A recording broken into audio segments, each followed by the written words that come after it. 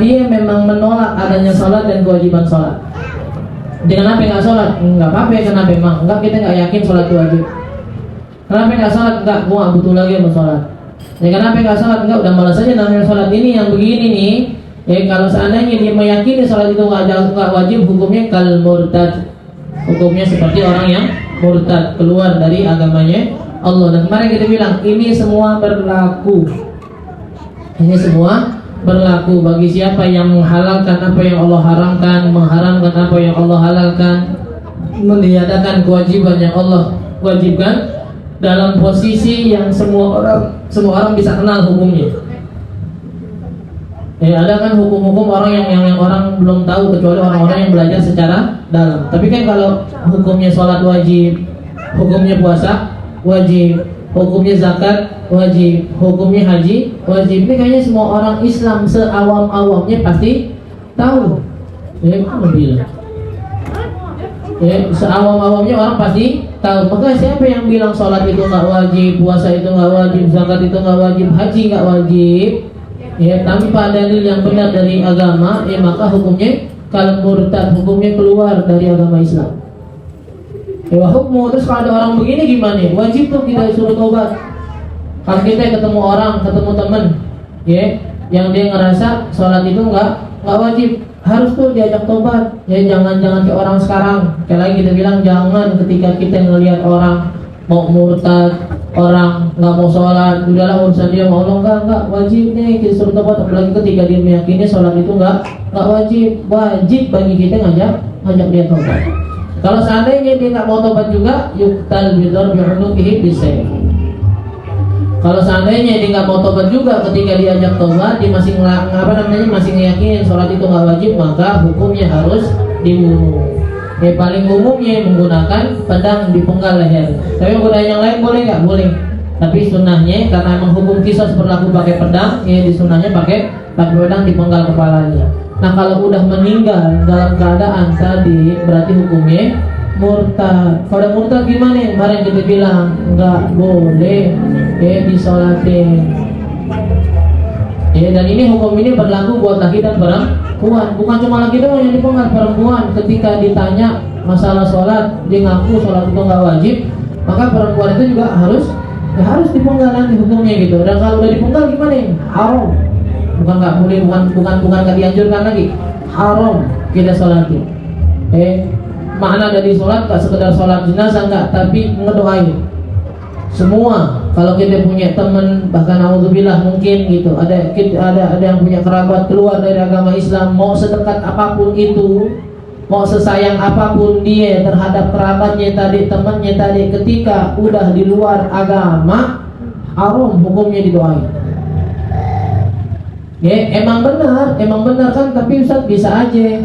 Maksudnya bisa aja apa? Bisa aja ntar di akhirat Allah ampunin dia, terus Allah masukin ke surga meskipun dia meninggal murtad. Bisa, emang gak ada yang bakal melarang Allah. Tapi bertentangan dengan Al-Quran. Yang Allah sudah katakan Al-Quran itu pasti sesuai dengan apa yang terjadi. Makanya ketika diharamkan orang buat nyolatin, buat doain, gak bisa dengan alasan apapun, husnuzon apapun gak berlaku. Tapi gimana dong kerabat kita, sepupu kita, ponakan kita gitu, misalnya na'udzubillah ini segala macam, kita dari kecil sama dia, udah sayang banget sama dia, masa ngedoain aja nggak boleh? Enggak, haram. Nah kita bilang berkali-kali, sebelum mulai sesuatu dengan hubungan manusiawi, bangun dulu pemahaman syariatnya. Biar nantinya hubungan kita sesama manusia, apapun namanya, apapun jenisnya, nggak bakal pernah melanggar syariat. Apapun hukumnya nggak bakal pernah melanggar syariat. Seringnya dibilang sesayang apapun kita sama laki kita, sesayang apapun kita sama suami kita, kalau satu saat suaminya minta lepas kerudungannya dengan dalil kalau nggak pakai kerudungan kayaknya lebih cakep dah. Sekali-kali kerudungan jangan pakai kerudungan, dipengen lihat dah. Enggak haram. Lakinya marah, lu kalau nggak mau gue tinggal gue bakal cerai lu segala macam, biarin. Untuk dipaksa untuk melawan sama Allah nggak ada. Udah saya sih nurut aja, karena memang kan kalau suami dia itu Allah ridho, nggak ada. Nggak begitu caranya. Penghormatan kita terhadap orang tua, guru, suami, itu penghormatan yang diperintahkan oleh Allah. Ketika Allah nggak memerintahkan hal tersebut, bahkan justru melanggar apa yang Allah perintahkan, nggak ada di sini namanya taat sama suami. Gimana bisa digambarkan ketika kita taat sama suami demi mencari ridha Allah, tapi malah kita berbuat hal-hal yang dimurkai sama Allah. Begitu pun sama teman. Ya takut ditinggalin temenin nongkrong nggak sholat, ditakut sendirian, akhirnya diikut temennya nongkrong nggak sholat, ya bahkan mabuk, nemenin pacaran segala macam, nggak usah. Ya, makanya kan sering kita diajarin apa? Berusaha belajar, ya berusaha belajar biar bisa nyenengin diri sendiri lewat agama, ya berusaha belajar biar bisa senang sama agama, berusaha belajar biar bisa senang dan tenang sama Allah, berusaha belajar biar bisa senang dan tenang sama Nabi, berusaha belajar biar bisa senang sama guru-guru, sama orang soleh. Kenapa? Kalau senangnya sama mereka nggak bakal dibawa ngelantur, gak bakal dibawa melenceng, gak bakal dibawa ngelawan taat atau ngelawan dari aturan agama. Tapi kalau sayangnya orang awam yang memang gak takut sama Allah, gak ngikutin Nabi, ya hati-hati. Ya di sini sama nih syariah fauqa ayyisilah. Ya syariat itu hukumnya harus berada di atas ikatan apapun. Ketika ikatan itu membawa atau melanggar syariat, maka pastikan di situ gak boleh kita nurutin ikatan tersebut. Sama di sini, udah disolat, udah dibunuh nih, udah dipenggal atau meninggal dalam keadaan murtad. Sholatin boleh nggak? Bilang almarhum boleh nggak? Nggak. Bilang almarhum aja nggak boleh. Bilang almarhum aja nggak boleh. Mudah-mudahan Allah kasih ampunan enggak? Mudah-mudahan Allah maafin enggak? Mudah-mudahan masuk surga enggak ada. Allah pun dosanya enggak bisa. Makanya ketika ada orang murtad haram. Boleh nggak jenazahnya kita datengin? Boleh. Boleh nggak keluarganya kita datengin? Boleh. Silakan silaturahmi, silakan buat nyenengin, silakan. Sabar, silakan. Belum sabar ya, mudah-mudahan almarhum masuk surga ya. Kalau meninggal murtad tidak masuk surga, bagaimana caranya sih? Gak usah biar nyenengin doang, nggak ada. Udah bilang kali yang sabar. Wala yajib ghuslu wa takfinu wa dafnu, bahkan nggak wajib dimandiin, dikafanin, dikuburin. Nggak wajib dari sisi Islamnya, karena bukan agama Islam. Kalau ada mayat atau jenazah meninggal nih beragama Islam, wajib kan kita sholatin, mandiin, kafanin, sama kuburin. Tapi kalau seandainya nggak beragama Islam ya nggak wajib. Tapi nggak wajib bagi kita melakukan itu semua. Wa idza urida dafnuhu fala yudfan fi maqabiril muslimin. Tapi kan seandainya nggak dikuburin bakal jadi bangke nih kan gitu ya. Kalau nggak dikuburin bakal membusuk nih. Kalau membusuk bakal bau nih. Nggak mungkin kita diamin jenazah begitu aja. Gimana? Ya nggak apa-apa kuburin. Wajibnya enggak. Daripada ngebusuk bau kan, mendingan dikuburin. Tapi kalau mau dikuburin, haram dikuburin di pekuburan yang diwakafin buat orang muslim. Ada misalnya tanah pewakaf, tanah pemakaman muslim kan, tanah pewakaf kuburan muslim, dikuburin di situ, meskipun keluarganya orang muslim, haram di situ. Kenapa? Karena berarti dia ngambil sesuatu yang dari wakaf yang enggak semestinya. Makanya berkali-kali kita bilang kan, namanya wakaf hati-hati. Hati-hati dari yang wakafin. Hati-hati dari yang wakafin sama hati-hati dari yang wakafin sama hati-hati make barang wakaf. Ingat itu. Hati-hati dari yang wakafin barang wakaf. Maksudnya hati-hati apa? Hati-hati kalau orang udah ngewakafin nggak ada miliknya lagi di sini. Kalau orang udah ngewakafin sesuatu nggak ada miliknya lagi di situ. Saya udah wakafin tempat ini buat majlis taklim nih, nggak boleh tuh dibuka. Bukan dibilang ya buat majlis taklim doang, nggak boleh tuh dipakai buat acara kondangan. Nggak boleh tuh dipakai acara senang-senangan, kumpul-kumpulan. Dan kita ketika tahu barang wakaf juga hati-hati. Ini wakaf nih, saya wakafin Quran buat di masjid ini nih. Haram tuh dibawa keluar dari masjid. Ini ada orang nih wakaf Al-Quran untuk masjid gitu. Masjid ini nih. Tuh nggak boleh bawa keluar, pinjam dulu ke rumah buat tugas, boleh nggak? Anak kita nih pengen tugas apa, tajwid segala macam, nggak boleh. Ini saya wakafin nih air saya buat minum jamaah majlis. Ya Ustaz, saya sedekahkan nih air saya buat majelis keluarganya, ibunya, bapaknya, anaknya, saudaranya minum dalam keadaan bukan majelis, haram tuh Pak. Saya bilang kalau Islam dalam masalah pemberian, penggunaan itu tergantung akadnya. Makanya jangan sembarangan. Makanya kalau kadang-kadang kalau kita lagi minta donasi buat majelisnya, yang kita bilang kan buat majelis dan segala macam kebaikan. Kenapa? Biar kebaikan yang lain yang penting bisa kita janjiin pahalanya dapat buat orang yang ngasih. Tapi kalau buat majelis doang nggak bisa gitu buat yang lain. Buat beli alat nggak boleh misalnya gitu. Buat perbaikin alat belum tentu boleh. Buat hadiah guru-guru yang lain, buat hadiah ini segala macam nggak bisa karena digunakannya buat majelis. Kita bilang buat kebaikan dan hal-hal yang berkaitan dengan majelis. Sama semua tuh. Ya Allah saya wakafin nih, saya beli motor saya wakafin buat majelis, dipakai buat kerja, haram. Tanah juga sama. Makanya kita bilang kan, masjid kalau seandainya masjidnya diwakafin buat itikaf, buat sholat dan segala macam, tadi dipakai buat nikahan, buat ini segala macam. Misal gitu, di hal-hal yang berkaitan dengan hal yang nggak pernah dilakukan di masjid, kalau nikahan masih boleh, karena dalam syariatnya dilakukan di masjid. Apa misalnya ngumpul RT ini segala macam yang bukan berkaitan dengan agama, haram. Makanya bukan kita nakut-nakutin orang buat wakaf. Orang udah ngewakafin sesuatu, pahalanya bakal ngalir terus-terusan. Tapi kalau udah ngewakafin, siap. Makanya apa namanya juga apalagi yang berkaitan dengan tanah, kalau udah wakafin bikin surat dah. Surat wakaf. Jangan tuh udah diwakafin sama orang tuanya, orang tuanya meninggal, dan bilang yang mana ya repot nih. Tanah Allah itu dijual, bukan tanah dia berarti. Suratan kita masih sama orang tua, tetap orang tua lu dulu udah ngewakafin di tanah, diaji. Makanya yang tadi kita bilang, ketika ada orang ngewakafin tanah buat pekuburan muslim, ada orang meninggal murtad, meskipun kerabatnya orang muslim semua, dan yang punya tanah itu dulunya haram ditaruh situ.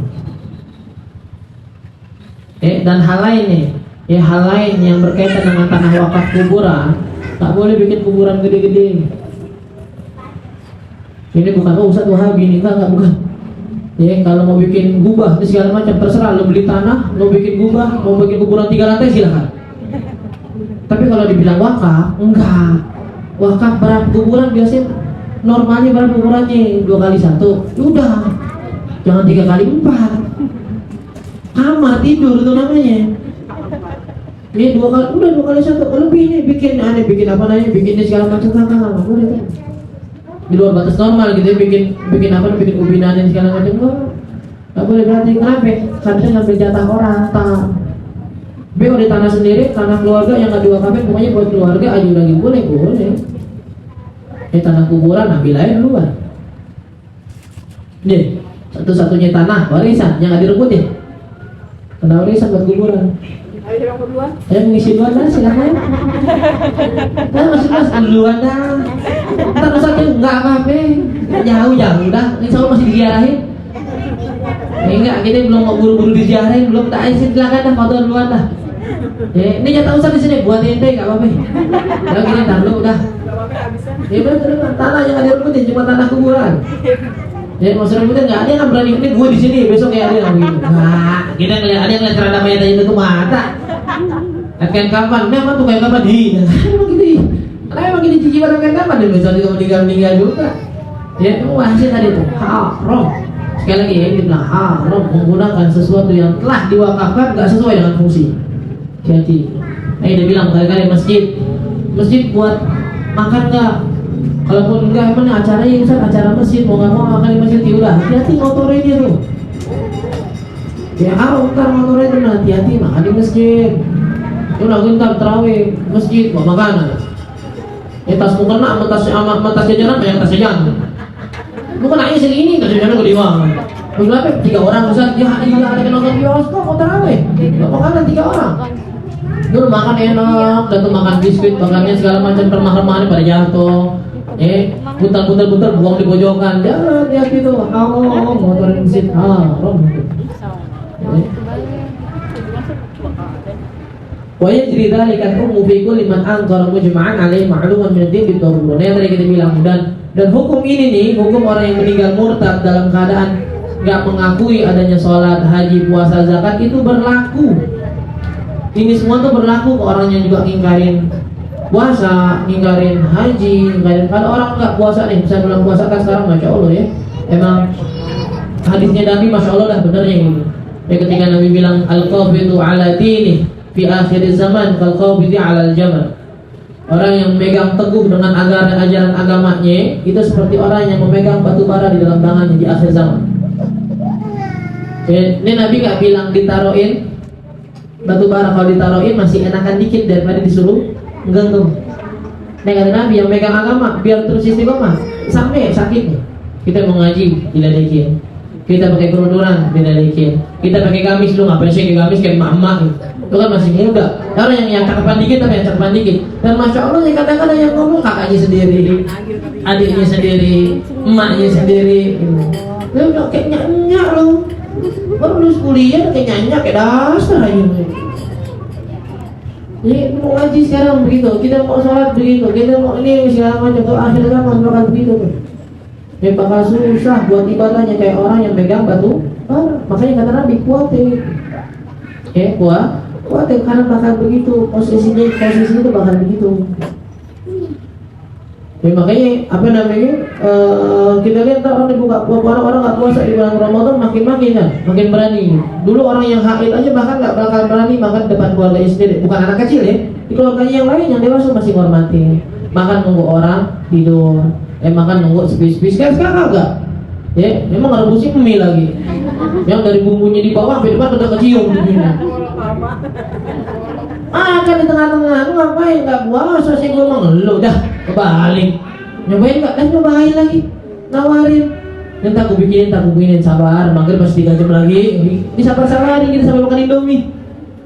Enggak. Sekarang orang-orang kok makan keluar dari warteg yang nyediain makanan bulan puasa, keluarnya enak banget sampai bersihin gigi. Oh, tuh daging masih nyangkut, kayaknya enak banget keluar warteg bersihin gigi lagi puasa di keluar warteg segitu enaknya. Ya makin berani ya orang. Ketika kita tanya, "Lu nggak puasa Pak?" Kalau perempuan kali dah kita bisa usul gitu. Jadi lagi haid itu juga kalau seandainya jadi seorang ibu, seorang kakak segala macam, adik-adiknya yang begini tanya, "Emang benar dah haid?" Cek dulu, benar kan darah haid? Jangan-jangan belum keluar segala macam. Ya cek dulu darahnya, udah berhenti nggak? Takut udah berhenti lu nggak puasa, dosa enggak? Puasa nggak? Kenapa nggak puasa Pak? Enggak, saya nggak puasa. Kenapa Bang? Enggak, dulu saya nggak puasa. Nah kan umat Islam wajib puasa enggak Kak? Saya nggak ngajibin saya nggak yakin puasa wajib. Kalau mas saya sholat kalau puasa nggak yakin saya wajib. Ini begini, murtad. Hukum murtadnya sama, nggak boleh disolatin, nggak boleh dikafanin, nggak boleh dimandiin, haram dikuburin di kuburan muslim. Zakat juga sama. Pengembangan kaya banget kan ini udah dihitung kayaknya hartanya buat setahun tuh lebih sekian harus ngeluarin zakat. Enggak, apa tuh mas zakat tuh apa namanya ngada-ngadanya ulama aja biar harta kita diambil. Enggak Pak, ini di kitab ada, di Quran jelasin, hadis ada. Enggak, saya nggak percaya tuh yang begitu. Ya ini mau buat ngambil harta orang kaya aja, orang kaya capek-capek kerja diambil hartanya begini ngomong nih. Murtad. Haram disolatin, haram dimandiin. Apa namanya dulu orang-orang mau buka puasa, yang mau buka puasa, yang mau batalin puasa dari Pancoran lari mana? Ke Jatinegara. Dari Pancoran lari mana? Ke Depok. Mau batalin puasa nih. Sekarang enggak, numpang rumah temannya sebelahan lagi. Yang penting jangan update status, sebelahan. Dulu setan susah godain orang buat batalin puasanya, sekarang enggak, setan yang apa-apain dibatal sendiri. Setan gue disalahin. Itu godain tuh biar batal puasanya, kata setan biarin aja, meremin aja tuh batal sendiri. Tuh godain tuh biar gak terawih, gak usah digodain, tungguin aja. Kan kalau gerbang masjid putar balik. Begini gue nanya, tapi kalau seandainya sampai kalau tarawih bebas ya, ini sholat wajib yang dia bilang, kalau gue gak yakin tarawih wajib, emang gak wajib ya, gue gak yakin tarawih sunnah ya gak masalah, sunnah yang diingkarin. Tapi kalau wajib yang diingkarin, dengan catatan, wajibnya yang semua orang awam pasti tahu. Dan meremehkan syiar-syiar Islam yang orang tahu itu bagian dari Islam. Kayak apa? Quran. Quran dilempar aja. Pulang ngaji, bawa Quran, di tasnya, selesai ngaji lempar aja. Ada Quran itu ya, lah Quran, jadi, lah Quran doang, lah ini jangan. Oh, minimal banget dosa besar, Sebagai ulama hukum ini kafir. Masalahnya bukan gampang begini, tapi kalau dihukumi kafir nih berlakunya nih. Situ dimandiin nggak wajib, segala macam keluarga susah kan, mau mandiin nggak wajib nih, nggak wajib. Tapi mandiin boleh. Kalau jenazah keluarga apa namanya tetangga kini Kristen minta tolong mandiin boleh nggak? Boleh. Kalau nih satu jenis ya, boleh nggak? Boleh. Minta kafanin boleh nggak? Boleh. Tapi kita yakini wajib, jangan. Ya, udah selesai dikuburin ditalginin gitu. Ya apa namanya ya Abdullah, ya Abdullah jangan talgin, ngapain emang? Fa idza ja'aka malakani yas'alani man rabbuka wallahu rabbi. Gimana jawabnya? Enggak, udah mandiin boleh tapi wajibnya enggak. Itu kalau yang ninggalin sholat, puasa, haji, zakat dengan meyakini itu semua enggak wajib. Tapi ada keadaan kedua, apa? Idza tarakaha kasalan. Kalau ninggalin ini cuma malas. Tadi kita bilang, "Bang, kenapa enggak puasa?" Malas. Tapi puasa wajib loh, saya tahu wajib. Kamu kenapa enggak puasa? Enggak mau aja, kamu jangan nyuruh-nyuruh saya, berarti malas nih. Ya sholat juga sama, lu nggak sholat? Enggak, lu ngapain? Enggak ngapain? Tahu wajib sholat? Ya tahu. Sholat tidak? Enggak. Udah nggak usah nyuruh gue, sholat aja. Nah, ini malas nih. Tapi kalau dia bilang enggak, saya nggak yakin sholat wajib, saya nggak yakin puasa wajib, berbeda urusannya. Tapi bersamaan dengan itu, ya kalau seandainya ada orang dia ninggalin sholat, ya meskipun apa namanya dia nggak meyakini itu nggak wajib, ya dia masih yakini tapi malas, ya dibilang apaan? Tamak tetap disunahkan untuk coba. Kalau yang tadi nih, kalau orang meyakini sholat itu nggak wajib kita yang dengar ngajak dia coba. Tapi kalau seandainya orang nggak mau sholat, ya karena malas, kita sunnah untuk tetap mengingatkannya. Tapi wajib nggak disuruh tobat nggak? Kenapa? Karena yang begini masih masuk surga. Meskipun sunnah, tapi duduk sama mereka jangan udah.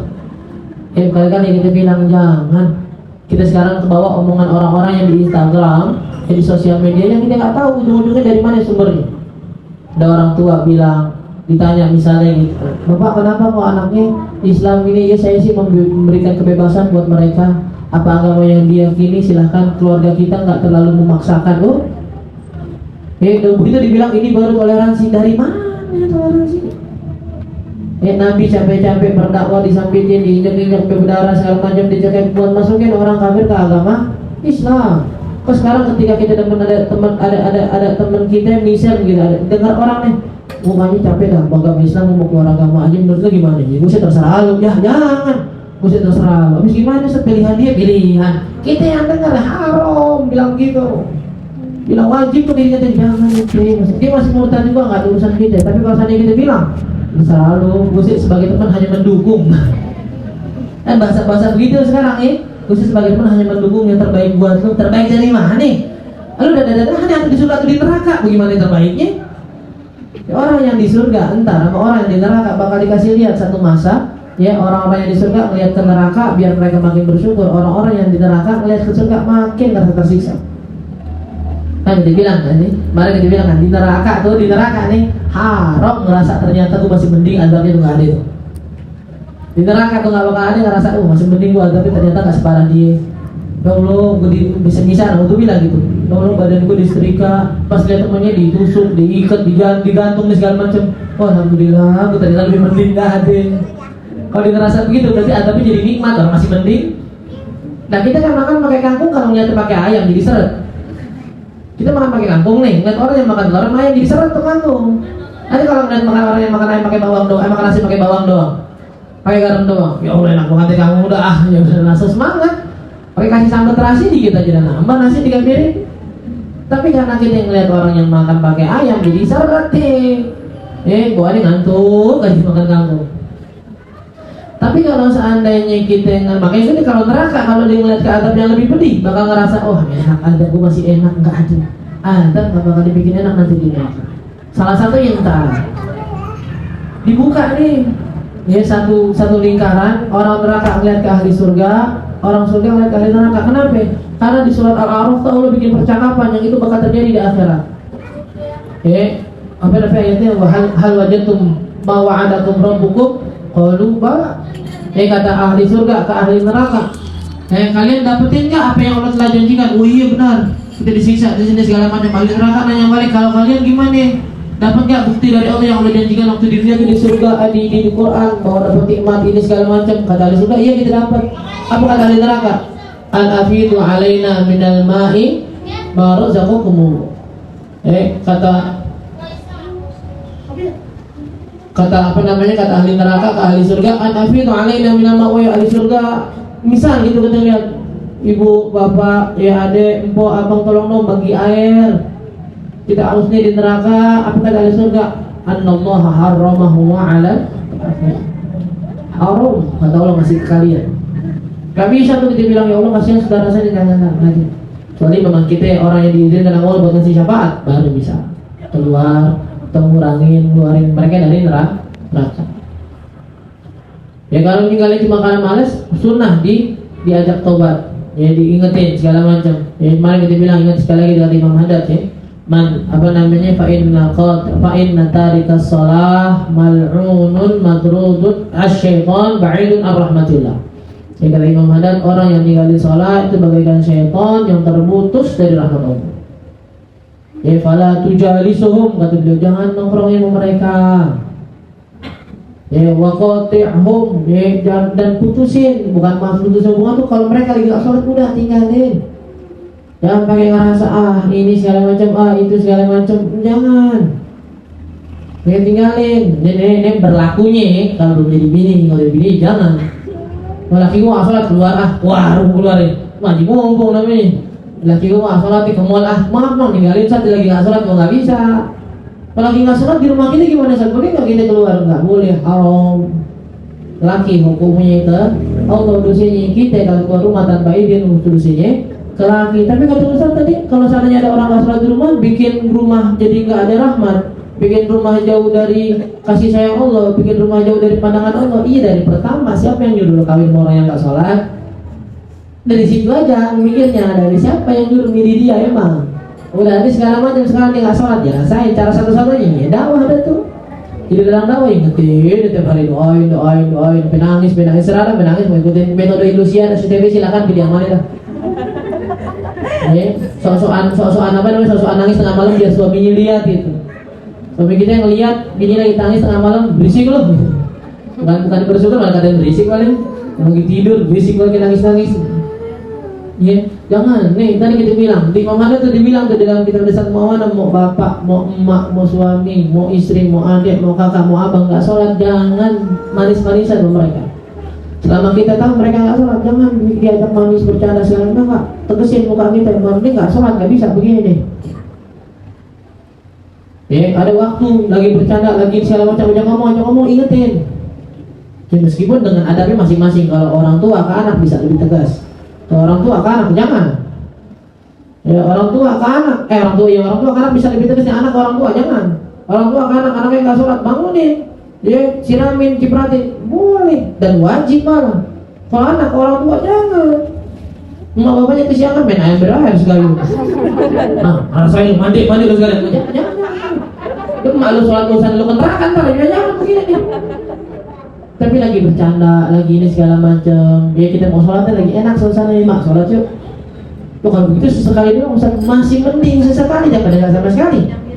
Lagi bercanda, kita tahu lakinya nggak sholat, lagi bercanda, lagi enak nih segala macam. Bang sholat yuk. Sholat, kamu sekali dong sama. Habis ini sholatnya maunya dibawain doang, saya bawain dulu nggak apa-apa. Dakwah kita berarti di situ. Apa namanya? Ya sunnah diajak buat ingetin dibuat sholat. Kalau enggak sama hukumnya sama, bakal dipenggal leher. Bakal dipenggal lehernya, tapi tadi karena dia masih syahadat, masih meyakini sholat itu wajib, masih meyakini haji dan zakat itu wajib, berarti hukumnya masih hukum orang Islam meskipun dosanya besar. Berarti kalau dia meninggal ya masih dalam keadaan Islam, yang sekelilingnya wajib mandiin, kafanin, nyolatin, sama kuburin. Tapi kalau udah tadi meninggalnya kafir, enggak, doain enggak, ya bayarin fidyah apalagi, enggak ada. Tapi kalau meninggal yang dalam keadaan muslim itu, makanya kan dia bilang orang-orang terdahulu takut banget meninggalnya dalam keadaan enggak Islam tuh, meninggal dalam keadaan kafir. Allah jaga banget. Jadi dari kata-kata ini segala macam perbuatan yang bisa bikin keluar dari agama. Dan capek-capek kita ingetin gitu omongan Habib Abdul bin Said bin Thahir, kalau orang nggak sholat, orang nggak puasa, orang nggak haji, nggak zakat, dia yakin ini nggak wajib, ini kelihatannya masih lebih terhormat, masih lebih, ya udah pas, emang udah orang yakin sholat nggak wajib masuk neraka. Tapi yang kita sayangin orang-orang yang masih sholat tapi nggak tahu hukumnya, akhirnya sholatnya nggak tercatat di sisi Allah, tertulis tuh orang ninggalin sholat. Kok bisa Ustaz, kita udah sholat nggak tertulis ninggalin sholat? Kenapa? Karena ketika disuruh belajar situ dia nggak belajar. Ya ini orang tertulis ninggalin puasa, kok bisa Ustaz? Karena di situ, karena situ disuruh hukum belajar hukum puasa tapi nggak belajar. Nggak terhitung tuh haji, zakat. Kan kita udah pergi ke Saudi nih, ke Mekah, ke Madinah, kenapa nggak terhitung haji dan umrohnya? Karena nggak dipelajari, caranya salah, akhirnya nggak diterima. Ya makanya juga apa namanya Ramadan nih, yang kita bilang, berarti Imam Haddad kan bilang tuh Ramadan, Masya Allah bulan penuh obralan, bukan penuh berkah dong, penuh obralan. Ya, kalau kita ada waktu diobralnya baju, ya waktu diobralnya celana, nggak bisa beli, apalagi di bulan lain. Masih sering dibilang Ramadan 1 bulan cerminan bagi 11 bulan yang lain. Ramadan 1 bulan apa namanya tabungan buat 11 bulan yang lain. Ramadan 1 bulan bakal jadi kebukti buat 11 bulan yang lain. Ramadan puasa rame-rame ya, rame-rame. Puasa rame-rame masih berani batal juga. Orang kayak gini suruh puasa Senin Kamis. Ya tuh sampai kayak sapi ngomong. Ya Ramadan nggak puasa, nyuruh puasa Senin Kamis. Sampai kayak nyuruh sapi ngomong. Subuh sholat tepat waktu Ramadan. Ya kan, karena emang pas waktunya sahur. Ramadan masih tidur juga, bangun-bangun jam setengah 6, bangun jam 7 gitu. Yang mana kita jelasin sunnahnya sahur nih. Sahur itu agak lambatin. Kalau sahur agak lambatin, kalau berbuka agak cepetin. Tapi dengan syarat cepetnya jangan sampai cepetnya itu kita buka belum adzan. Ya, baru masjid ketok-ketok mic, tok-tok-tok, orang nggak lagi pegang. Masjidnya baru ditelan tuh orang mata tuh assalamualaikum warahmatullahi wabarakatuh. Habis dah lu. Ayo lo pengumuman dah lu. Nggak jadi adzan di sini. Gua kirain adzan, makanya dengerin dulu adzan baru makan. Orang baru makan aja sih. Ya jangan. Kalau ada adzan satu, dengan kita begitu. Lihat RCTI lambat biasanya kita RCTV. RCTV lambat nih, TV1. TV1 mau adzan juga biasanya cepet nih. Salah nih, salahin juga TV lah. Ya kita puasa udah umur 25 tahun lah, kayak masih kayak anak TK. Ya jangan telat 1 menit, telat 2 menit aja dimasalahin, jangan. Ya 1, 2, 3 televisi nih, siaran televisi udah ada baru. Kalau pakai masjid 1, 2 masjid baru. Tapi kalau di sini kan masjidnya repot ya. Yang mau adzan ini udah makan udah kenyang baru adzan. Kalau kita nungguin dia repot juga, kita yang lapar. Tapi kalau di Yaman udah batalin, yang mau adzan ini batalin, doa adzan. Benar-benar batalin doang, habis itu adzan. Makan kurma, minum adzan. Kalau di sini enggak, makan kurma, gorengan, ya lontong, sop buah. Bisa mandi segelas baru adzan. Kita buka puasa isya nunggu di adzan. Mereka kalau pakai aplikasi, ini aplikasi kan sering error nih. Kadang-kadang aplikasinya berkaitannya sama datanya kan, apa namanya, data internetnya. Kadang-kadang kalau data internetnya lagi lemot, adzannya telat. Nungguin, kok notifnya nggak nongol-nongol, di setengah 8 baru adzan maghrib untuk Jakarta. Mau ngapain? Dia liatin aja jamnya, liatin di itu aja dulu Insakia. Jumlahnya 17.58, 17.59, jam 18 tuh jam 6 pas baru deh buka. Tapi juga jangan belagu. Jangan belagunya apaan? Udah adzan nih diteriakin emaknya, buka puasa nih, udah adzan mak bentar, ini batalin dulu. Iya, apa kayak anak kecil. Puasanya buru-buru banget, saya makan isya juga buat, ya jangan. Ini sunnah nih, emang sunnahnya buka. Sahur kebalikan, kalau sahur taran-taran. Ya, subuh jam berapa ya? Jam 4:15, sahur jam setengah 4 dah. Jam 4 kurang 15 tuh sahur tuh. Ya tapi udah jam 4:10 udah kalau bisa. Ya, mengakhirkannya maksudnya juga nggak dekat-dekat adzan, udah dekat adzan, 7 menit lagi adzan baru makan. Ya 7 menit lagi adzan, 10 menit lagi adzan baru makan. Lu ngapain sih makan di ujung makan biar pas puasa lu masih kenyang? Ya ilah. Umur 35 masih nunggu adzan sahur di ujung biar pas adzan masih kenyang. Jangan begitu, usahain 5 menit sebelum subuh tuh udah berhenti. Ya memang ya, intinya dasarnya patokannya ada, tapi kan ada imsak kan. Imsak itu kan waktu ini dengar ya, imsak itu waktu jaga-jaga.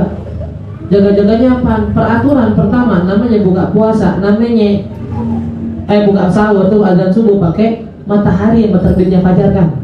Harusnya nggak boleh kita tuh matahari kan pas mau buka puasa nungguin aplikasi, nungguin TV itu nggak boleh, harusnya apa? Lihat matahari terbenam. Tapi kan nggak mungkin kita Ramadan tinggal sebulanan di pinggir pantai nungguin matahari, hari jam hari, nggak mungkin. Akhirnya pakai aplikasi, tapi pakai jaga-jaga. Ya. Nah kalau subuh pakai terbitnya fajar, siapa yang tahu terbitnya fajar, kita kan nggak paham, makanya kita serahin ke yang ada aplikasi. Intinya mah itu dasarnya gitu, tapi jaga-jaganya takutnya. Ya ulama yang bilang hari ini subuh tuh 4.20, sebenarnya subuh tuh 4.15, subuh itu 4.17, tapi diakhirin 5 menit, 3 menit. Kenapa? Biar lebih pasti adzan subuhnya. Nah itu yang ditakutin sama ulama kita, takutnya ini sebenarnya udah subuh nih, karena kita nggak tahu sebenarnya udah subuh, tapi kita masih makan, makanya jaga dah 5 menit gitu. Tapi jangan juga Ramadan jadi ajang buat nonton film. Nih banyak kita nih Ramadan nih udah menonton film duluan, udah diteg-tegin. Orang dulu bikin doa hari pertama, hari 30, doa hari pertama doanya apa, kedua apa, ketiga apa. Kalau ini enggak, hari pertama film apaan, kedua film apaan, ketiga film apaan. Sebulan ketemu pas awal ngomongin film aja udah. Lu udah habis belum filmnya? Udah. Oh udah season kedua tuh. Udah masuk episode-nya, ngomongin itu aja dah. Sahurnya jam berapa? Jam 2:30. Dan habis tarawih dibaca Quran sejus, ya, baca Quran sejus 2,5 jam, nonton filmnya di jujur. Nonton film nih, jam 2:30 dia ngantuk. Jam 2:30 dia ngantuk, kenapa memang? Apa kan karena begadang, 2:30 ngantuk nih. Terus dimakan lah. Gue sahur duluan lah. Emang gue takut ketiduran. Sahur takut ketiduran, subuhnya nggak takut ketiduran. Ya kan dia tadi mikirin sahur nih. Gue sahur duluan lah jam 3 bang, gue takut ketiduran. Lah kalau sebelum ketiduran, ya nggak apa-apa. Kalau subuh kan bisa dikodok, sahur nggak bisa dikodok. Subuh bisa dikodok jam 7, sahur boleh dikodok jam 7. Iya, tapi kan maksud kita gimana caranya? Maksudnya gimana kita bisa mikirin takut sahurnya kesiangan? Ya akhirnya dia sahur duluan gara-gara begadang jam 2:30, jam 3, tapi subuhnya gak masalah buat kesiangan, jangan. Ya makanya ini kita bilang, ini yang kita gak mau. Akhirnya banyak orang-orang yang di bulan Ramadan ini masuk ke yang Nabi bilang, gak masuk tuh pahalanya kecuali apa dan haus. Kenapa begini ilmunya? Enggak, kan sayang ya kalau orang, bukan berarti kita malah nggak sholat dia, gua kalau begitu daripada gua sholat gua salam ya nggak sholat sekalian lah, ya jangan. Maksud kita daripada orang yang nggak sholat kan jelas dia nggak sholat, udah ketahuan gitu. Ini yang sholat capek-capek cuma butuh dikit aja lagi apa ngaji biar tahu hukumnya, kelar dapat pahala. Ini udah capek-capek sholat, haji, umroh jauh-jauh mahal-mahal ternyata nggak tercatat. Kenapa? Karena nggak ngajinya. Ya, bulan Ramadan tadi qasidahnya kali ya. Apa namanya? Marhaban ya qadiman an, marhaban ya qadiman an. Terus apa namanya? Marhaban ya qadiman an. Terus bikudumik yang jalir wa yazul yang dimani kan. Di bulan Ramadan kalau orang tuh muslim nyambut Ramadannya masya Allah. Kenapa? Emang bangga dan bahagia karena Ramadannya, bukan karena filmnya, bukan karena jajanannya, bukan karena cuma sekedar suasana ngumpulnya. Enggak, Ramadannya nih. Terus apaan? Bikudumik yang jaliron, datangnya Ramadan bisa ngebersihin kita. Wa yazulul iltimam. Dan Ramadan datang, galau tuh hilang. Kalau kita Ramadan datang, tambah galau. Wah, sih gue besoknya. Tuh anak, untuk belum lagi kalau anak pagi-pagi bangun minta makan, gue yang nyuapin buasi. Lu mau punya anak, gak mau nyuapin anak buasi bagaimana sih? Berat banget lagi. Kalau jam 2, jam 1 depan kulkas aja. AC sama kipas angin buat dia doang tuh, lakinya matanya gak dikasih. Dia aja udah biar aduh, mangap aja biar masuk tuh angin. Orang-orang Ramadan hilang nih, orang-orang Ramadan hilang galau nih, kita Ramadan malah galau, ya besok kerja puasin lagi. Ya Allah harus bangun jam 3 lagi, ya Allah. Makanya marah-marah, pas bangun sahur marah-marah, buka puasa marah-marah. Ini yang Ramadannya berat nih begini nih. Buka puasa marah-marah, sahur marah-marah. Tapi kalau orang yang Ramadannya senang nggak bakal marah-marah. Nggak ada orang bilang malah senang, Ramadan hilang sumpahnya. Kenapa? Ramadan waktu makin dekat sama Allah makin senang. Cuma kalau kita Ramadannya makin jauh sama Allah makin sumpah. Kalau Ramadan aduh susah dah, bukannya dah. Wa yazulul iltimami hilang galaunya harusnya. Makanya ya itu kan orang-orang dulu nyambut Ramadan dari 3 bulan sebelumnya, 4 bulan sebelumnya udah nyambut Ramadan. Gimana siap-siap ibadahnya segala macam. Buat nanti Ramadannya bisa jadi lebih baik gitu. Terus apa namanya? Terakhir ini yuk ingetin nih, tadi ada yang nanya sekalian masalah ziarah. Boleh nggak sih perempuan ziarah? Pakai bahasa nih, boleh nggak sih perempuan ziarah? Boleh. Satu, ke Nabi. Nah, itu mau wajar ziarah ke Nabi, pasti boleh. Nabi juga Nabi diziarahin. Udah. Kedua, ziarah ke wali. Wali mah ziarah jelas pasti boleh. Tapi juga wali. Nah, di sini kita mau bilang, aduh gila namanya kalau wali boleh orang tua nggak boleh. Wali siapa? Wali siapa? Oh iya tetap aja wali. Kalau orang tua lu bilang jadi batu lu. Wali mau wali, kalau mau jadi kodok sih, mau ngapain? Wali bisa kita ziarahin, desek-desekan, bayar 250.000 segala macam, boleh ziarah wali, giliran ziarah orang tua, perempuan jangan ziarah. Gimana nih? Giliran ke wali boleh, ke orang tua nggak boleh. Jadi mau seorang wali, orang tua tinggal mana? Jadi nyetak.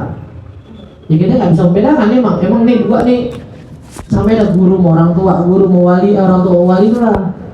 Sampai dah pasti gitu. Makanya tapi kita bilang ketika di sini boleh, harusnya di sini boleh. Tapi tadi terbatas 3 ini nih.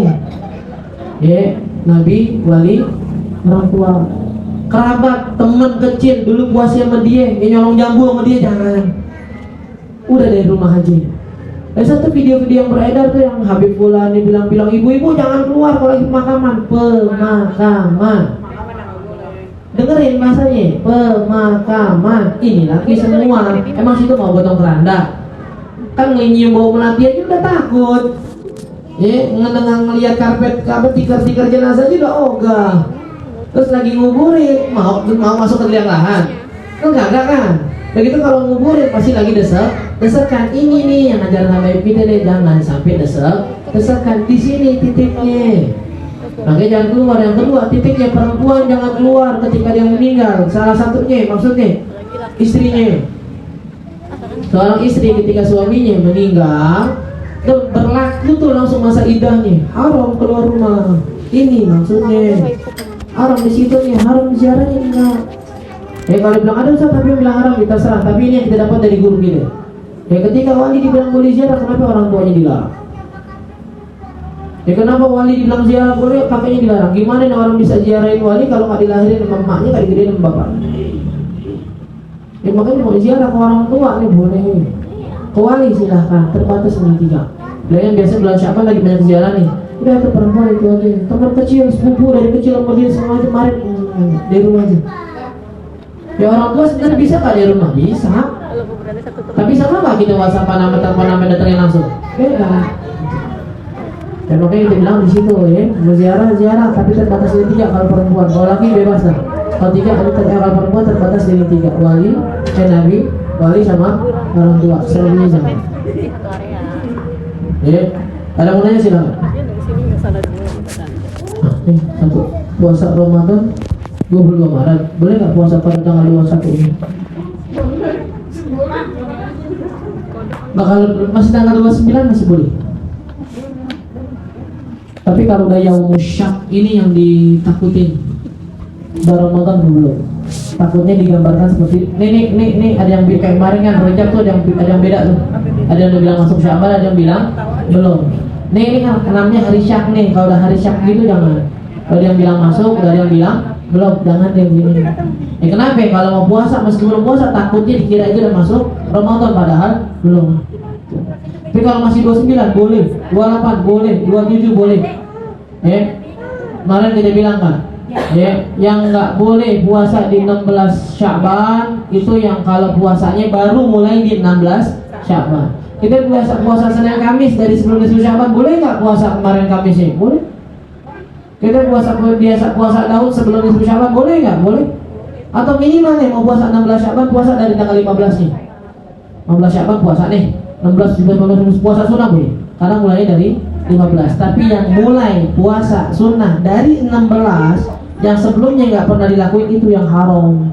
Diingat ya, yang haram dua gambarannya. Satu, puasa sunnah yang nggak dimulai dari sebelum 15 Sya'ban, dan apa namanya, bukan puasa wajib, bukan puasa wajib, dan dimulai dari sebelum nisfu, dan dimulai setelah nisfu Sya'ban, ini yang haram. Tapi kalau puasa wajib kapan aja, sama halnya ketika kita bilang di luar ayam mutasyrik, di luar hari-hari yang nggak boleh puasa, hari Id, 3 hari Idul Adha, Idul Fitri, hari tasyrik itu kan nggak boleh puasa tuh. Dan di sini nggak boleh. Tapi di semua di hari-hari ini silakan. Boleh.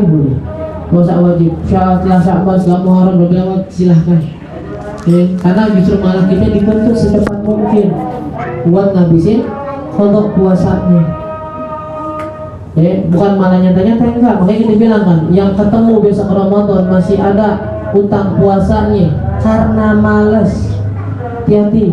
Itu masuk dosa besar di pandang ulama. Kalau karena kita sakit, Ustaz, nyusuin, bidan dokter nggak bolehin kita puasa, ini beda dengan alasan. Yang akhirnya ketika Sya'ban baru boleh puasa. Ternyata puasanya kalanya misalnya 20 ini segala macam gitu. Ini barunya nggak keburu nih, padahal kita puasa setiap hari masih nggak keburu. Ini nggak apa-apa nih, nggak masuk dosa besar dan nggak kena video. Tapi yang malas, ini dosa besar dan wajib kena video. Jadi mau sampai 29 Sya'ban nggak masalah, besoknya enggak, tapi malamnya.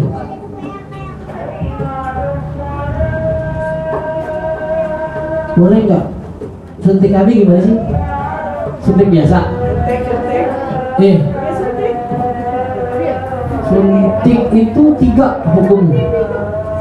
Kalau yang ada yang bilang haram, maksudnya haram, batal gitu. Kenapa? Karena meskipun apa namanya, karena dia masuk dari intinya, meskipun bukan yang rongga kan. Yang kedua bilang enggak haram karena masuknya bukan ke rongga. Yang batalin puasa itu yang masuk ke rongga yang terbuka nih, yang dasarnya udah kebuka. Kalau suntik kan kulit, tapi ini masukin kan. Kalau hidung, mulut, telinga nih gitu. Itu rongga tuh, kemaluan, dubur itu rongga tuh udah kebuka tuh. Ketika masuk ke situ batal puasanya. Tapi kalau suntik enggak. Tapi kita seringnya pakai hukum yang ketiga, ada pendapat yang ketiga, yang tengah-tengah. Kalau seandainya itu buat penguat vitamin, batal. Kalau enggak. Karena kan dia berarti masuk ke ke pembuluh darah dan jadi pengganti makanan kan. Itu batal tuh. Kalau seandainya enggak ke pembuluh darah, enggak jadi makanan, itu enggak batal. Nah, jadi gimana hukumnya Ustaz? Katanya dokternya untuk masuknya ke mana? Masuknya vitamin atau bukan? Kalau masuknya vitamin ke pembuluh darah, batal. Kalau enggak berarti. Udah lagi nih, lagi. Sholat subuh kesiangan dan mas bangun cuek, gak langsung sholat subuhnya di kodok pas sholat iman. Kalau sholat yang mana kita bilang nih kali, kalau tidurnya sebelum adzan subuh nggak masalah sih. Kalau tidurnya sebelum adzan subuh, kodoknya tuh boleh nggak boleh. Tapi kalau tidurnya udah adzan, ini yang bahaya. Tidur jam 4, bangun jam 8, kodok tuh nggak masalah, nggak apa-apa. Cuma yang ditakutin meninggal aja udah gitu. Tapi dosanya nggak berjalan, dia meninggal jelas. Tahu udah mati gitu dan tanggung jawab nih. Tapi dosanya berjalan nggak? Nunggu jam 12 enggak. Tapi Ramadan nih, kan sahur, tidur, bisa orang tua bangunin kan? Bangun. Sahurnya kan biasanya dibawa makan bareng keluarga tuh. Dimuncul aja ke kamar. Di kamar tidur lagi. Padahal udah tahu tuh adzan, udah tahu masuk waktu subuh. Di kamar tidur lagi, bangun jam 8. Sekarang gimana? Wajib buru-buru kodok. Kalau nunggu zuhur jam 12, dari jam 8 sampai jam 12 dihitung dosa. Dari jam 8 sampai jam 12 dihitung dosa. Pokoknya yang udah dengar adzan, gampangnya yang udah dengar adzan dia tidur, terus waktunya keluar, bangun buru-buru kodok. Karena nggak dikodok makin lama ditunda, dosanya makin berjalan. Tapi kalau dia tidur sebelum adzan dan bangun waktu sholat itu udah lewat, tidur jam 11, bangun jam 4 misalnya gitu. Ya tangan Ramadan banyak yang begini, kita bilang cosplay jadi jenazah. Bangun jam 8, tidur jam 11, bangun jam 4, zuhurnya lewat Ustaz, gimana? Mau sholatnya ntar jam 5 setengah 6 boleh nggak? Boleh. Karena tidurnya sebelum adzan zuhur, bangunnya udah lewat waktu zuhur. Tapi kalau dia sadar, dia lagi tengah-tengah waktu zuhur, udah adzan, udah dengar subuh, isya, maghrib, dia tidur, terus waktunya lewat, belum sholat, bangun kodok. Karena makin banyak ditunda, makin jalan dosanya itu. Tapi kalau jadi kebiasaan nggak bisa. Gimana dia bilang kan? Kalau jadi kebiasaan Ustaz, tidur jam 3 tidur mulu, bangun jam 6. Kamu sholat tuh udah jam 6 nih. Tanya aja Ustaz, orang apa-apa, tar dulu. Enggak. Ini ada yang bilang haram nih kalau jadi kebiasaan. Orang tidur jam 4, jam 3, jam 4 dah, setengah jam lagi subuh. Dia tidur nih, bangun jam 7. Dosa enggak? Enggak. Ya kalau sekali 2 kali enggak jadi dosa, karena emang begitu hukum fikihnya. Tapi madhabnya para ulama fikih Hadramaut, para habib khususnya ngambilnya para ahli tasawuf, kalau jadi kebiasaan dan diniatin, dosa. Ya tidurlah ada jam 3, tidurlah mumpung belum adzan. Tidurlah ada jam 4 mumpung belum adzan. Tidurlah ada jam 4 mumpung, tiap hari itu begitu. Ini dosa nih. Dia bilang kan sesekali berlaku buat suami kita, anak kita yang sakit, biarin. Dia tidur di begadang nih, kerja 36 jam gak pulang-pulang, misal gitu. 36 jam gak pulang-pulang, tidur dari jam 12, ketemu jam 12 lagi. Ya 24 jam dia tidur, gak sholat subuh, maghrib, isya, subuh, gimana? Biarin aja. Bisa sekali adanya tugas begini cuma 2 bulan, 3 bulan sekali gak apa-apa. Tapi kalau setiap hari dia begadang, nongkrong di luar, tidur setengah 3, bangun jam 6, alasannya orang gak dosa, enggak, siram.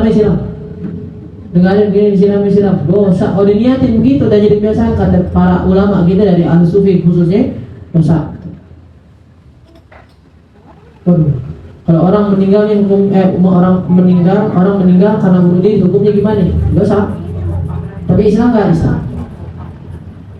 Ya dosanya, dosa. Islamnya Islam. Maksudnya ketika ada jenazah disolatin masjid, sholatin. Cuma kalian kalau kita dan dapat dari guru kita sebagai di sini, paling masalahnya kapan? Ketika diteriakin isyhadu anna hadhil janazah min ahli khair. Saksikan, beri pengakuan di hadapan Allah ini orang baik. Nah di sini baik kita berhenti diam di sini. Dosa nggak? Dosa besar. Orang meninggal. Tapi kan emang udah ajalnya. Beda antara ajalnya dia seakan-akan yang menentukan sama udah meninggal begitu aja beda. Makanya kita bilang kan orang yang tabrakan ketika udah ngeliat kanan kiri beda sama orang yang tabrakan menyelonong aja. Naudzubillah ada orang nih nyebrang nggak ngeliat kanan kiri tabrakan. Oh dia tabrakan tuh nggak namanya segala macam. Dosanya di sini enggak beda nih. Kenapa? Karena dia nggak ngelakuin apa yang Allah minta. Allah minta nengok kanan kiri. Biar jaga-jaga karena kita diharamkan mencelakakan diri sendiri. Di jalan tabrakan dosa nih. Tapi udah ngeliat kanan kiri segala macam di raja bang, tahu-tahu ada motor dari tikungan nggak ngeliat lagi ngebut tabrakan. Ini nggak ada bedanya. Tuh. Orang sama-sama jatuh. Dari ketinggian misalnya gitu, dari lantai 15. Yang satu jatuh kepleset, nggak sengaja sama sekali. Yang satu nyusul. Ya dia mati ikutan gitu misalnya. Nyusul juga ada bunuh diri, beda hukumnya. Sama-sama jatuh, enggak beda hukumnya. Yang satu meninggal jatuh karena nggak sengaja. Bahkan dia udah nggak ada niat sama sekali diri di samping, tahu-tahu bercanda kedorong jatuh. Yang satu sengaja, beda. Tuh, makanya haram hukumnya dan dosa besar kan. Nggak tahu ya, lupa riwayat hadis atau perkataan ulama, orang yang meninggal bunuh diri nggak dipandang sama Allah. Orang yang meninggal bunuh diri nggak dipandang sama Allah. Kita di dunia nggak beres, di akhirat juga nggak beres juga. Tapi siapa yang bisa hidup di dunia begini, hidup lu nggak beres, bunuh diri tambah nggak beres. Bakal tambah hancur-hancuran. Maksudnya kita meninggal udah jalanin aja. Kalau emang Allah tahu batas kemampuan kita sampai mana, bakal berhenti ujiannya.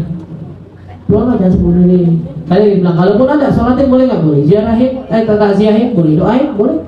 Mandiin segala macam wajib masih malam. Tapi kalau nanti misal kalau laki nih gitu yang laki pada nyolatin misalnya gitu, ketika disuruh membuat kesaksian ini orang baik, diem dan kalau kita bisa ingat begitu gitu. Ketika disaksikan ini orang baik, nggak berani dibilang khair, nggak. Paling dalam hati kita rubah, mudah-mudahan orang baik. mudah-mudahan masuk ke orang baik. Tapi minta kalau dia orang baik nyaksiin enggak, jangan. Menjadi doa aja, jangan jadi kesaksian. Takutnya kita malah jadi memberikan kesaksian yang bohong di hadapan Allah. Oke, Allahu a'lam. Terakhir sama juga ngelurusin tadi yang istri saya bilang gitu, yang ngomongin muter-muter. Masih takutan muter aja ngomong. Terima kasih buat semua yang hadir, yang hadrannya, yang latihan malam Kamis, nanti bulan datang dan segala macam. Dan kita minta sama Allah ya, biar membangun kesadaran kita akan pentingnya ilmu. Orang yang udah punya ilmu aja belum tentu sadar bisa ngamalin. Bagi orang yang dari awalnya dasarnya nggak peduli sama ilmu agama. Nah, kita minta berkali-kali sama Allah, jangan jadikan Ramadan ini sebagai putusnya kita ini. Jadi catatannya, dengerin YouTube-nya, dengerin ceramah-ceramah di masjid yang jadi pengganti sebagai pengajian biasa diadakan. Biar terus hati kita terikat sama ilmu. Jangan buku catatan ditutup sekarang, ntar pas buka lagi pas buka pengajian nanti bingung di mana bukunya. Tiap tahun bukunya baru, makanya diganti tahun ajaran baru. Dan bukunya baru mulu. Tiap tahun baru lagi. Itu buku sampai setengah aja kagak. Belum setengah ganti, tiap Syaban ganti. Ya. Jangan pernah ingat yang Nabi bilang, berkahnya hari-hari seseorang tergantung ketika dia menjalankan ilmunya dan mendapatkan ilmu yang baru. Dia minta sama Allah. Biasa nih berkali-kali guru kita bilang, minta sama Allah biar kasih kesadaran buat ngaji, buat nyari ilmu, buat tahu pentingnya ibadah. Ya udah dikasih, minta sama Allah biar tahu pentingnya ngamalin. Ya udah tahu, kita bilang kali-kali, emang orang yang korupsi nggak tahu ilmunya, tahu. Tapi belum kasih kesadaran buat ngamalin ini kan. Makanya kita minta mau dari awal minta kesadaran buat ngaji. Ya sekali lagi dari sekarang nih, dari yang diwasiatkan guru-guru kita kemana kita bahas salah satunya, jangan jadikan ini sebagai istirahat dari ilmu, tapi terjaga di hati niat dari sekarang kita bakal terus ngaji. Ya bahkan lebih baik lagi keadaannya, rajinnya, semangatnya nanti ketika datang bulan Syawal. Nggak ada yang bisa jadi pintu pembuka kita buat masuk surga kecuali ibadah yang wajib itu dulu. Yang lainnya tambahan. Nggak bakal jadi itu, nggak bakal jadi sayur asam, nggak bakal jadi sayur sop kalau nggak ada airnya. Potongin tuh daging, potongin tuh jagung, potongin tuh buncis, potongin tuh labu, masukin, nggak usah pakai air. Mau jadi sayur asam kagak, asamnya doang. Kalau kita masuk surga, sholat dulu ini kan wajib, sholatnya, puasanya, haji, zakatnya, udah selesai. Baru tambahin ratibnya, tambahin maulidnya, tambahin yasinnya, tambahin ziarahnya, biar kita bisa ngumpul sama mereka. Tapi kalau kita kuncinya aja nggak megang, gimana mau masuknya gimana? Kita kenal sama orang yang di dalam nih. Dia udah bilang kita, lu sini masuk, kan gitu ya? Lu sini masuk, gue di dalam. Tapi yang punya rumah nggak ngizinin kita mau ngumpul gimana? Orang tuh kalau mau, lu bilang dulu sama yang punya rumah, jadi izin masuk. Habis itu baru pakai nama orang dalam. Ini kita disuruh naik ke atas nih, ke lantai 3, lantai 4. Nah kalau yang punya rumah, yang punya surga nggak izin, mau wali sebesar apapun nggak bakal ada yang berani minta sama Allah. Ya mau setinggi apapun derajatnya Nabi aja angkat tangan ketika orang nggak puasa minta minta bantuan sama Nabi, nggak puasa Nabi angkat tangan. Dibilang sekali lagi minta, ingetin semua keluarga kita, laki kita, istri kita, anak-anak kita, ponakan kita. Wajib hukumnya seseorang itu yang mempunyai tanggung jawab memaksa bawahannya buat belajar, karena itu bakal ditanya. Dan ketika kita wajib dan kita bakal ditanya ketika anak kita nggak belajar agama, apalagi ketika kitanya nggak belajar. Nggak ada dosa yang lebih besar yang dibawa seseorang ketika menghadap kepada Allah kecuali dosa kebodohan dirinya dan keluarganya dari masalah agama. Nggak ada dosa yang lebih besar dibawa seseorang ketika nanti berhadapan dengan Allah kecuali dosa karena kebodohannya dan keluarganya dengan masalah agama. Mudah-mudahan Allah kasih panjang umur dan sehat afiat istiqomah dalam ibadah kepada Allah Subhanahu wa taala. Kita minta kepada Allah mudah-mudahan